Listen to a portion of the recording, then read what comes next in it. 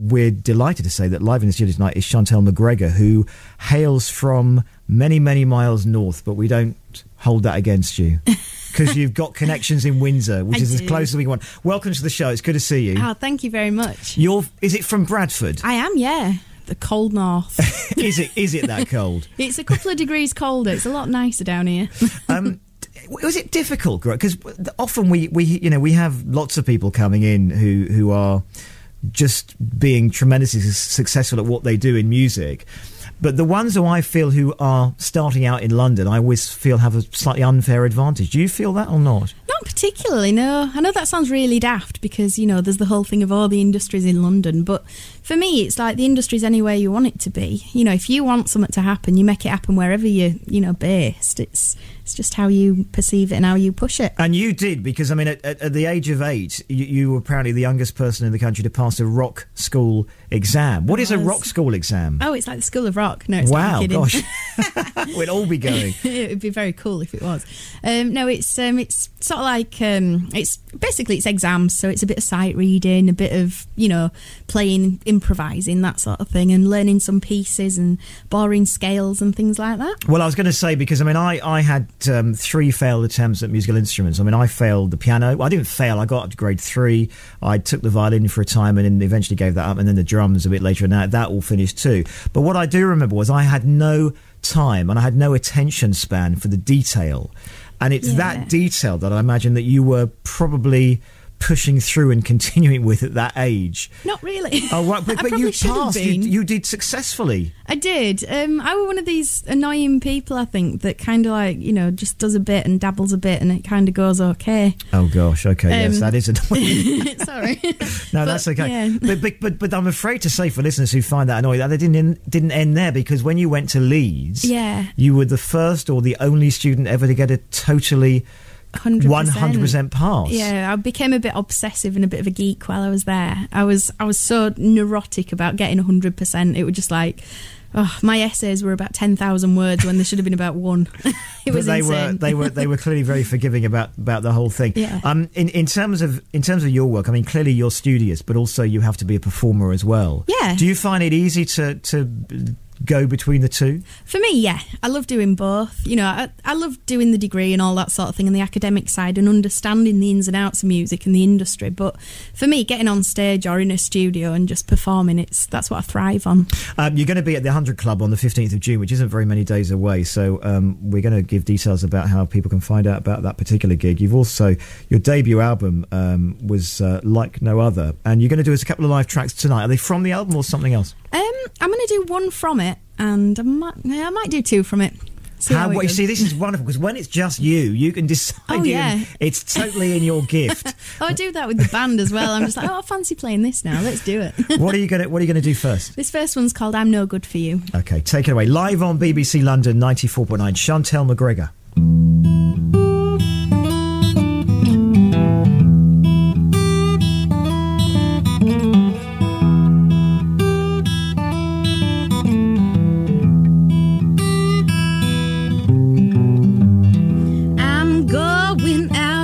Some sympathy.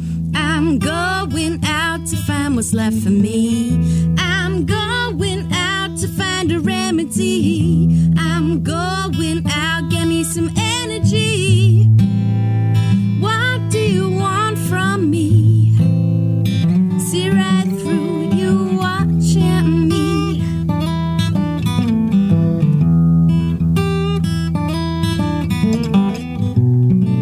I can tell by your eyes that I'm no good for you.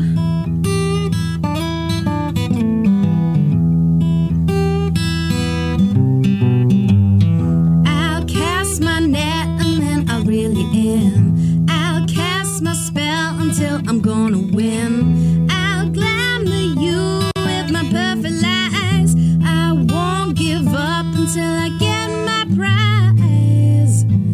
What do you want from me? See right through you watching me.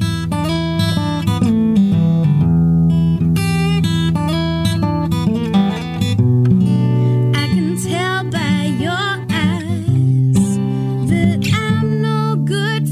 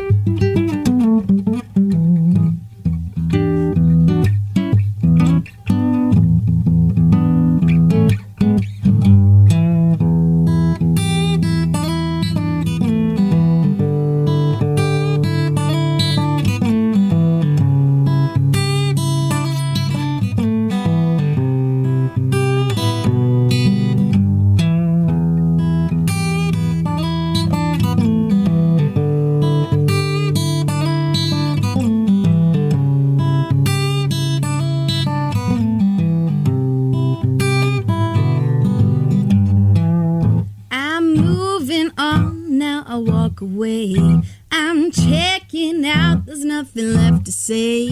You should be careful what you wish for. I'm going now and leave you wanting more. There's nothing left to take. See right through you watching me.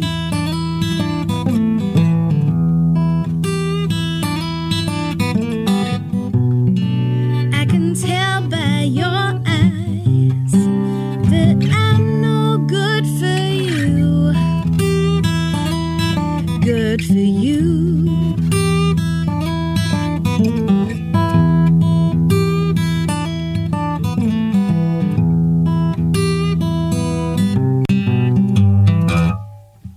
Great guitar work, and now we know why you were voted Female Vocalist of the Year in the British Blues Award, because it's very, very bluesy. Oh, you must find, I mean, you have said, I think, that you find writing music, particularly like that, I imagine, very cathartic and therapeutic. I mean, it is for so many people in music. It's therapy. Yeah, for me it is. It's saying what you wouldn't normally say. You know, if you're angry about something, for me, I wouldn't say, "Oh, I'm really cross about this" or anything. I'd just, I'd put it in a song. You write a song and make it better for your career. So you win, which exactly. is good. I mean, there will be people who say, "How can you have so much bluesy to write about at such a young age?" I know. Well, I have nothing miserable to write about. That's my problem. Where do you I'm find a happy it? person. Where do you get your inspiration? Television. So is EastEnders to the rescue? Oh, I don't know. No. What is it? What is it to the rescue? Where do you? Well, that song was about a vampire program called True Blood. There we go. So it's more extreme than I figured. Have you performed at the 100 Club before? I have. Yeah, I've done it a few times. It's a fantastic venue. What does it feel like when you're there, when you're on stage? Because I think, for any aspiring musician, when you get to the point where you're playing at what is an historic venue, you must almost have to check yourself twice. Yeah, it's very humbling, I think's the thing. For me, it's you're there and you're thinking all these fantastic, amazing musicians have played there. And, they're all the big names and everything, but you look at them and you go, they're just incredible musicians. And for me to be on that stage, it's a real privilege. Who do you like? Who do you enjoy listening to? Everything. I'm so diverse with everything. I love everything from like Jeff Buckley to Lady Gaga to Bruno Mars. Wonderful, gosh, everything. What you must promise me is that you won't be stuck in the era that you grew up in, because I do try, but I'm painfully stuck still in the 80s and probably early 90s. Yeah. Painfully. I mean, I do go back. I mean, I can do 70s and 60s, but anything that is new, I struggle. But I fight, and eventually, sometimes it wins. But I know you won't do that, because you're a musician at your heart. And you're going to be performing live in London on the 15th of June, and as we were saying, at the 100 Club. If people want to follow you and find out more about what you do and who you are as an artist, can they do so online? Yeah, I've got a website, which is chantelmcgregor.com, or my Twitter or my Facebook or all the other social medias that are out there. We shall look it up. What's the song you're going to end us with tonight? I'm going to do a little cover of a Bruno Mars song. This is called Grenade. We mentioned him. Here we go. Live on BBC London 94.9. Chantel McGregor.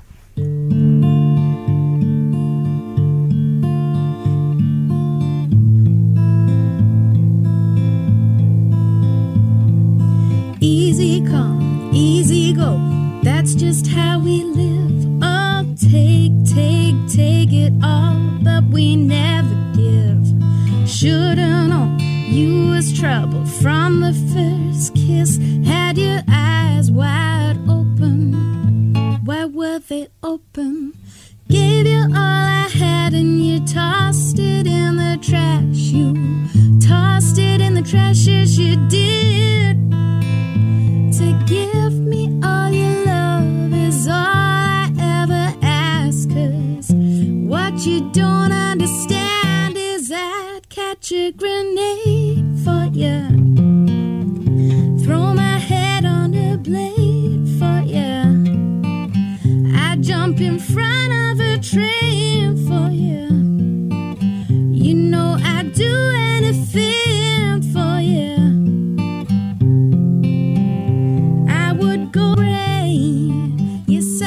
Die for you, baby, but you won't do the same.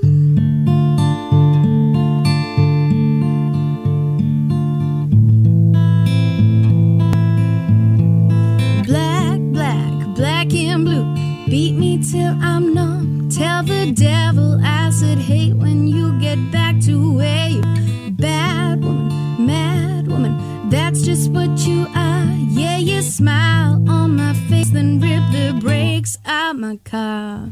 I gave you all I had and you tossed it in the trash. You tossed it in the trash, yes you did.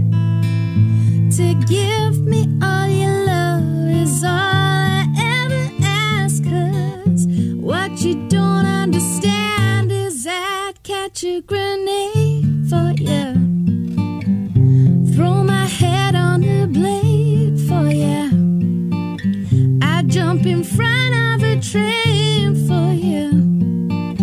You know I'd do anything for you. I would go through all this pain, take a bullet straight through my brain. Yes, I would die for you, baby, but you won't do the same.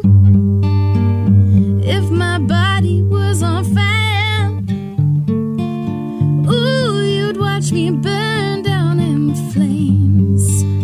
You said you loved me, you're a liar, 'cause you never, never, never did, baby.